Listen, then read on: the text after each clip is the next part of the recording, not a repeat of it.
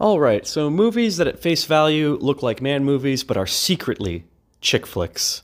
Secret chick flicks. So the first one I'm going to do, probably the only one for this video because I'm going to talk about this for a while, is the, I believe, 1992, definitely directed by Michael Mann, Last of the Mohicans. All right, now this is a movie that has rated R violence, people getting their hearts cut out, people getting scalped, people getting tomahawked to the face, people being burned alive, people jumping to their deaths and, self-deleting. Doesn't sound like a chick flick. However, chicks like this movie when they watch it. All right? Why do chicks like this movie when they watch it? Let me explain. Now, not all chick flicks follow the rule I'm about to explain, but every man movie that is secretly a chick flick absolutely 100% follows this rule. And what is this rule? The rule is there is a lady who is a main character, all right? Main character. And when I say main character, I mean like she's going to share the movie with the lead action hunk, but she is a main character. Think Rose and Jack from Titanic, okay? That is a movie where, like, I'm sure in the credits it'll say Leonardo DiCaprio, Kate Winslet. In Last of the Mohicans, it will definitely say Daniel Day-Lewis, Madeline Stowe, very first in the credits. So just trust me, they're both the main characters, okay? So that's a rule for the main movies that are secretly chick flicks. You got to have a dude and chick, and they got to be the main characters, okay? Now, here is the spice that makes it a chick flick. You got to have two guys that both want the main chick, lady, woman, girl. I don't know. Anyway, the movie has to have two guys that want the chick. And on top of that, both of those two guys need to be real keepers, okay? So it's not just that, like, you know, a nerd wants her and the hunk wants her. It's that two guys that when you look at them objectively are super solid, and she would actually be okay with going out with either of them and spending her life with either of them, okay? So that's what makes this movie a chick flick, is that even though there's all this like action and violence and stuff, there's a love triangle going on with like okay, I'll start from the beginning. Let's start with the first guy. The first guy is Duncan. I don't remember his character's last name. What is Duncan's last name? Duncan Hayward, something like that. Anyway, the main character's named Duncan, all right? Now, Duncan is not the most attractive of men, right? But he's not old, and he's definitely not creepy. He has like a gentle face, gentle eyes. He also has a good job. He's in the British military. And when we meet him very early on in the movie, he proposes marriage to our main character, who is named Cora. Now, Cora declines. She's like, no, you know, I love you. We're childhood friends, but I'm not in love with you. That'll... What man hasn't heard that before? Anyway, she tells him that, right? Now, what does he do? Does he get angry? Does he cry? He just goes, okay, well, how about you just think about it, okay? Like, I get that this is a no right now, but I'm still gonna, you know, like you, and just think about it. He's not putting pressure on her, is the point. He's like caring about her feelings. He's not putting pressure on her.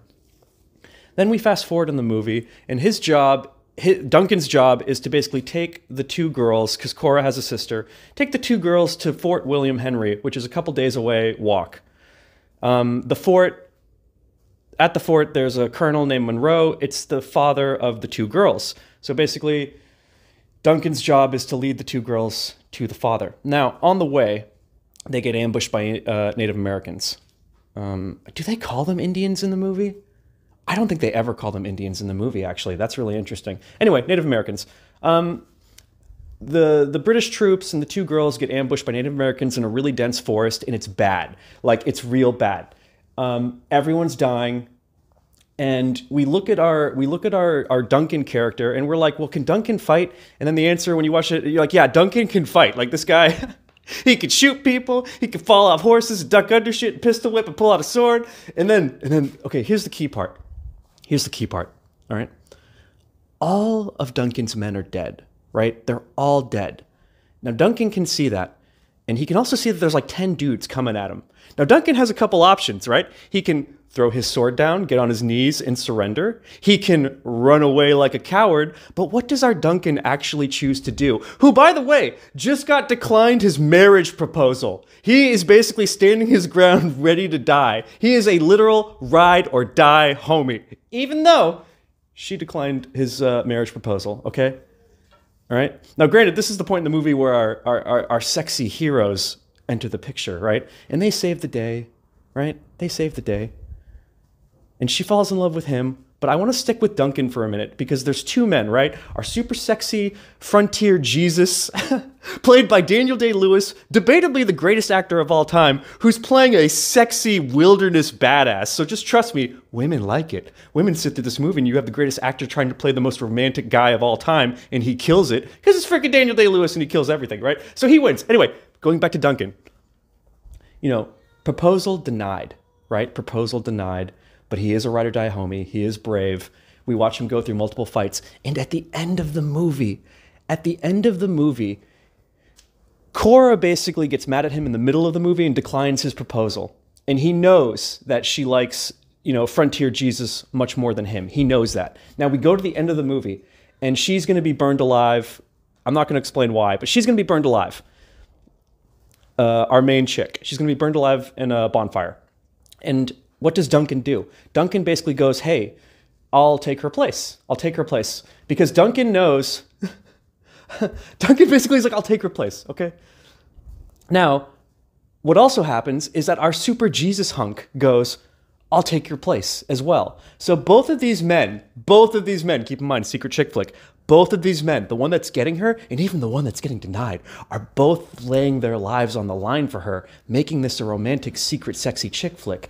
Anyway, Nathaniel is Daniel Day-Lewis's character. So anyway, the point is this. The girl's going to be burned alive, and the British guy is speaking French to the Native American chief, because the Native American chief can speak French. Duncan can speak French and English, but Nathaniel can only speak English and Mohican. So there's a language gap. So they need to use Duncan to be able to communicate with this Huron chief, okay? And the Huron chief is like, okay, we're going to kill the main character chick in a fire. And Duncan's like, okay, I'll sacrifice myself. And then Nathaniel is like, hey, Duncan, please tell this chief that I will sacrifice myself as well.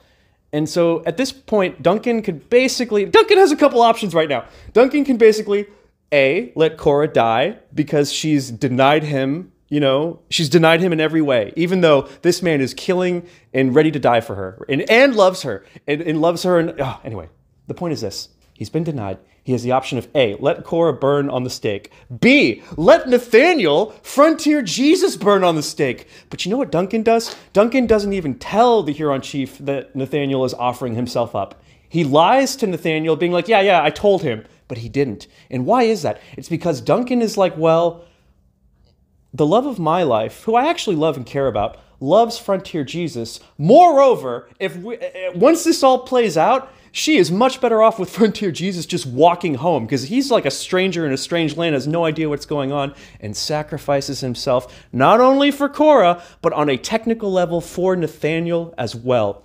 And this is the lesser of the two men that are both vying for her attention. This is the guy that the girls who watch the movie are like, oh yeah, she shouldn't go out with him. But as any dude watching this movie, analyzing how Duncan, like, you know, behaves, he's like a really good guy. Duncan is like a solid man that if any woman ended up with, any man would be like, oh, you got a really good guy there. You know, like we'd all be just propping up Duncan, being like, Duncan is a great guy. He is brave and kind and like, oh man, self-sacrificing.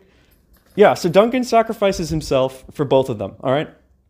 And then the other character is, you know, super sick. I don't even need to explain why she goes out with Daniel Day-Lewis, but what I'm trying to explain is that Last of the Mohicans is secretly a chick flick. It's a man movie, but it's secretly a chick flick. Which part of me is like, you know what? Last of the Mohicans might be the greatest movie of all time, because it is rated R, but it's not. It's tastefully rated R. It is the most tastefully done rated R movie ever. It is tame by modern rated R standards for sure. Even though, yes, they have scalpings and yes, people get their hearts cut out, it's done tastefully. All right, you don't see the guy get the heart cut out. You just see like his foot and everything's blocking the view. Like all the violence is handled like when that raptor ate Muldoon in Jurassic Park. So it's just tastefully done is the point. This is all I'm saying. So like it's not too hard to watch. Like it's not gruesome. It's definitely violent and really intense, but it's not gruesome. And it's like bleedingly romantic, you know, whether you're a man or a woman, it's bleedingly romantic. Like the stuff that's happening and the drama and the way it looks, like you can't look at like some of these shots and like you get what I'm saying, where I'm like, it's a very romantic movie.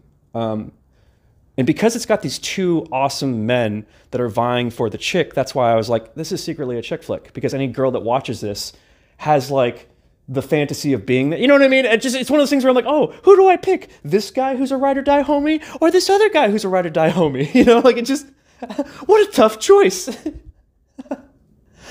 This one's much sexier. This one has money and a good job. You know, like, who do I pick? Anyhow, everyone take it easy. And, well, there'll be more soon.